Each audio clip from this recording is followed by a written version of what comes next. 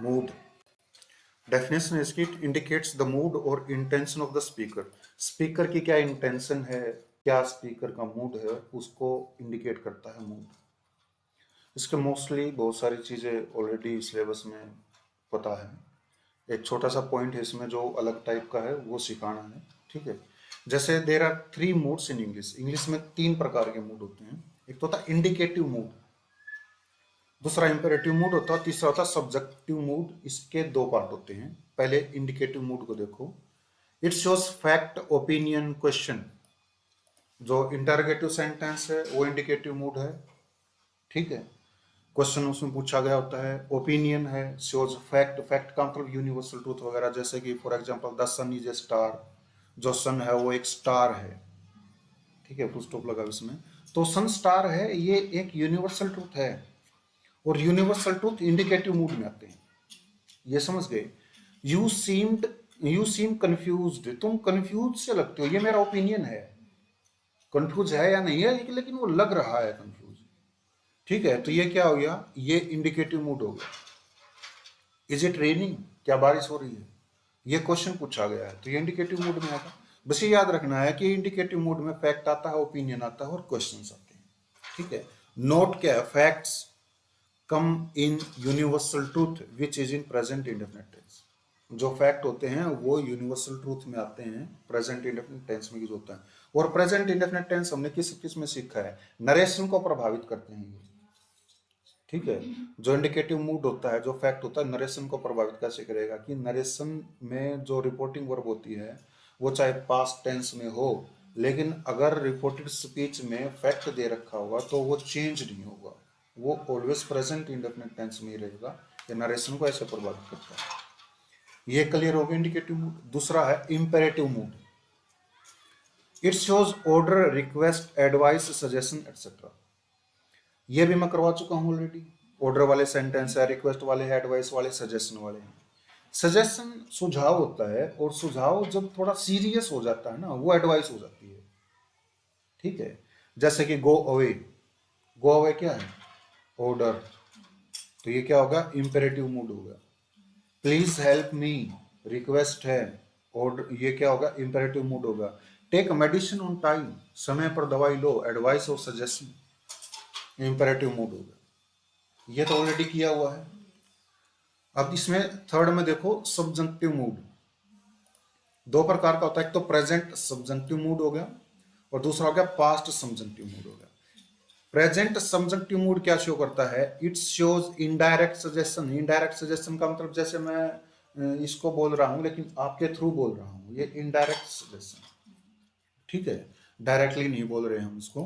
Order indirect होना चाहिए, वो भी डायरेक्ट नहीं हो, इनडायरेक्ट ऑर्डर हो, इनडायरेक्ट रिक्वेस्ट हो, रिक्वायरमेंट्स हो, एटसेट्रा हो। We use the base form of verb. Base form of verb का मतलब वर्ब की फर्स्ट फॉर्म। ठीक है, in present subjunctive mood, present subjunctive mood में बेस फॉर्म यूज होती है। ठीक है, अब देखो, दिस एग्जांपल इसके, this civil case does not require that he is present. He के अकॉर्डिंग इज आता है, तुम सोचोगे ही के अकॉर्डिंग तो इज आएगा।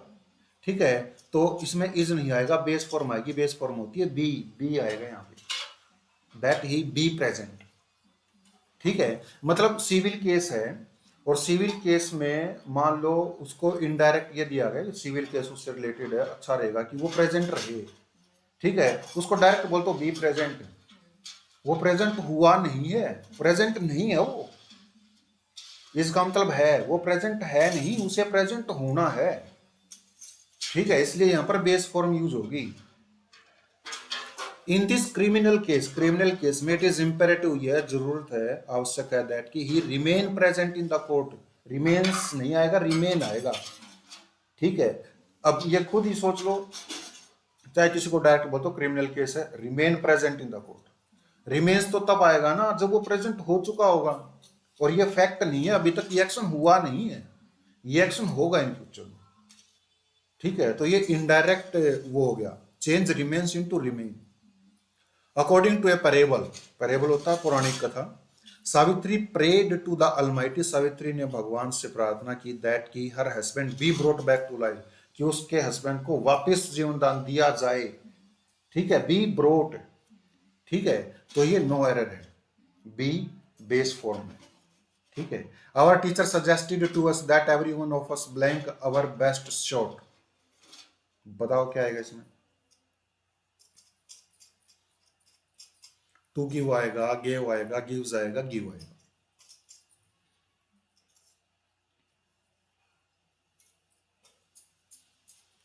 मान लो पूरी क्लास है, ठीक है, टीचर है, टीचर ने पूरी क्लास में तो एक स्टूडेंट को बुला लिया, जाओ उन बच्चों को बोल दो कि वो अपना बेस्ट शॉट दे। ठीक है, तो टीचर क्या बोलेगा इसको इंग्लिश में?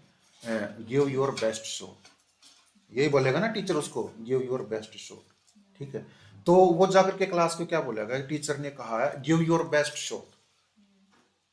ठीक है, या यूं कह लो कि टीचर ने ऐसा सुझाव दिया है कि गिव योर बेस्ट शॉट। अगर हम यहाँ प्रेजेंट इंडेफिनिट टेंस यूज करते हैं तो इट मींस वो एक्शन प्रेजेंट में फैक्ट है, लेकिन वो एक्शन अभी तक हुआ नहीं है, इसलिए प्रेजेंट हम यूज नहीं कर सकते।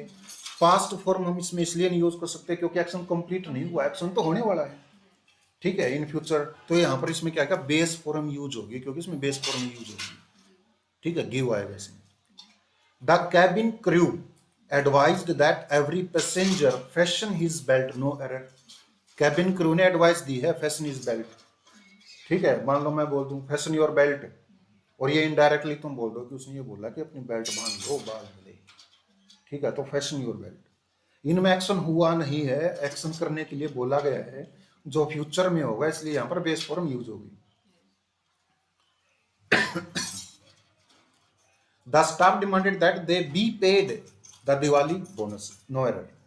बी फॉर्म यूज हुई है, तो ये बेस फॉर्म है। स्टाफ ने क्या किया? स्टाफ ने डिमांड किया है, और यही इनडायरेक्टली हम किसी को बोलेंगे स्टाफ क्या कह रहा है? स्टाफ ये कह रहा है कि उनको बोनस दो। बोनस दिया नहीं गया है, दिया जाना है, एक्शन आगे होना है। ठीक है, तो ये सारे ही हैं। जैसे मैं बोल दूं किसी को इंपेरेटिव मोड में bring me a chair, bring me a glass of water, वो वाटर ग्लास आया नहीं है, आने वाला है, तो इनमें हम वर्ब की फर्स्ट फॉर्म यूज करते हैं। ठीक है, इसलिए यहाँ पर बेस फॉर्म यूज होगी। तो स्टाफ ने क्या कहा है कि B paid the Diwali bonus. अब तुम सोचोगे इसमें वर्ब की तीसरी फॉर्म भी तो आई हुई है, क्योंकि यहाँ पर पैसिव वॉइस की सेंस है कि दिवाली का बोनस दिया जाए। वो खुद नहीं दिवाली का बोनस देंगे, उनको मिलेगा।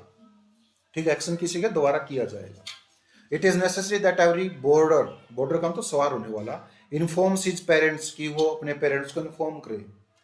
ठीक है, तो every border inform his parents. मान लो मैं बोल दूं कि every student inform your parents, please inform your parents, तो अभी तक उन्होंने इन्फॉर्म नहीं किया है, इन्फॉर्म किया जाना है इन फ्यूचर। ठीक है, तो यहाँ पर बेस फॉर्म लगेगी इन्फॉर्म हिज पेरेंट्स या their parents. Change informs into inform आएगा यहाँ। अब पास्ट सब्जेक्टिव मूड हो गया, ये ऑलरेडी हम कर चुके हैं। जो पॉइंट करने का था इसमें प्रेजेंट सब्जेक्टिव मूड ही था। कहीं इसमें तुम कंफ्यूज ना हो जाओ कि ही आया हुआ है तो ही के साथ तो इस लगता भी कैसे आएगा। ठीक है, कि यहाँ पर वो आया तो प्लूरल वर्ब, ऐसा कोई है नहीं इसमें। ठीक है, एक्शन हुआ होता तो आता ना। अब इसमें देखो पास्ट सब्जेक्टिव मूड क्या है, shows unrealistic imagination and improbability. Present में कोई भी इमेजिनेशन जो संभव ही ना हो, संभव होने की संभावना ही ना हो, वो केवल दिमाग की उपज हो, उसको हम पास्ट सब्जेक्टिव मूड बोलते हैं। ठीक है, जैसे वी यूज वी टू, हम वर्ब की दूसरी फॉर्म यूज करते हैं एक्सेप्ट वाज, वाज को छोड़ करके वर आ सकता है या कोई और दूसरी वर्ब की सेकंड फॉर्म्स आ सकती हैं पास्ट सब्जेक्टिव मूड में। ठीक है, for example if blank you I would beat him black and blue. यदि तुम उसके जगह होते, मतलब यदि मैं उसकी जगह होता तो मैं उसको पीट पीट कर लाल कर देता, नील डाल देता। तो अब वर आएगा इसमें, वाज नहीं आएगा। ठीक है, क्योंकि वो उसकी जगह नहीं है, ना उसने पीटा है, तो अनरियलिस्टिक है। ठीक है, और दूसरी तरफ में वुड प्लस वर्ब की फर्स्ट फॉर्म या कोई पास्ट का मॉडल और वर्ब की फर्स्ट फॉर्म आएगी। ये ऑलरेडी मैं क्लोज में बता चुका हूँ। देखो what would you do, would आ गया तो आपको पता चलेगा वर्ब की सेकंड फॉर्म आएगी, तो सी की सेकंड फॉर्म होती है सा। What would you do if you so is dinosaur, यदि तुम एक डायनासोर को देख लेते तो आप क्या करोगे। इट इज टाइम, ऐसा टाइम है, मैंने बताया ऑलरेडी। इट इज टाइम आ जाए तो वी टू आती है, ऑलरेडी करवा चुका हूँ। तो you were in bad. He talks, वह बातें करता है एज इफ, एज इफ जैसे आ जाता है इमेजिनेशन को शो करता है। एज इफ ही वाज नहीं आ गया, यहाँ पर वर आएगा। ठीक है, he talks as if the whole earth belongs नहीं आएगा, बिलोंग आएगा।